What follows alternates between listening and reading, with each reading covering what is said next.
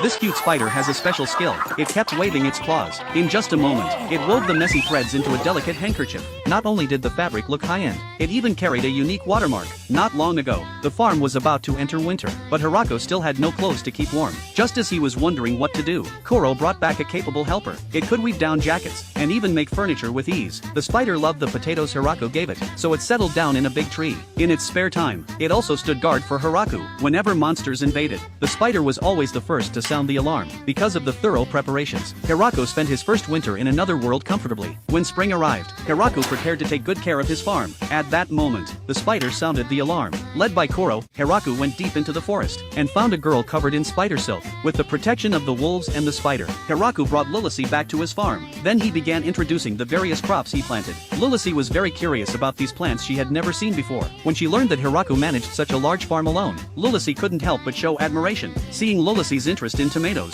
Hirako picked one for her directly. After tasting it, Lilicy was shocked. She had never eaten such fresh and juicy vegetables. Hirako then showed her the other fields. The two spent a sweet afternoon together. Later they returned to the cabin. Seeing the magical crystal in Lilicy's hand, Hirako witnessed magic for the first time. At that moment Lilicy revealed her true identity. She was actually a vampire. The reason she came here was because a noble wanted to steal her herbal research. Helpless, she fled into the forest of death. This forest was considered the most dangerous place by humans. No one dared to set foot there, and Hirako's dogs were actually disaster-class demon wolves, creatures that struck fear into everyone. Yet more than all that, Hirako cared most about Lilicy before him, because he felt such an encounter would never happen again. Living alone here was far too lonely, so he directly asked her to stay forever. 俺と一緒に暮らしてほしい。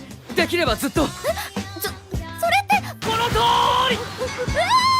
ちょっと待ってずいぶん急ね。この機会を逃したくないんだ。プロポーズなんて。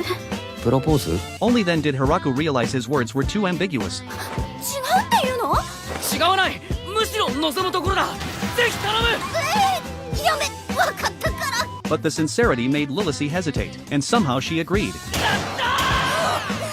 The next morning, Lilicy came to help with farming. At that time Hirako noticed her body seemed smaller. It turned out Lilicy worried Hirako might have bad intentions, so she shrank her body herself. Hirako felt a bit awkward. He was a man of principle. Then Lilicy wondered if herbs could be planted in the fields. Hirako became interested too. Just as Lilicy thought of getting herb seeds, Hirako said it wasn't necessary. He had a divine universal farming tool. Seeds weren't needed for sprouts to grow in the fields. A few days later, the spider in the tree sounded the alarm again. Hirako went deeper into the forest and felt the scene strangely familiar, because the vampire once tied up had now become his wife. Seeing her calling for help, Hirako quickly untied her. He wanted to check the girl's injuries, but unexpectedly she just raised a finger. The next second her wounds began to heal on their own. Even her torn clothes instantly returned to normal.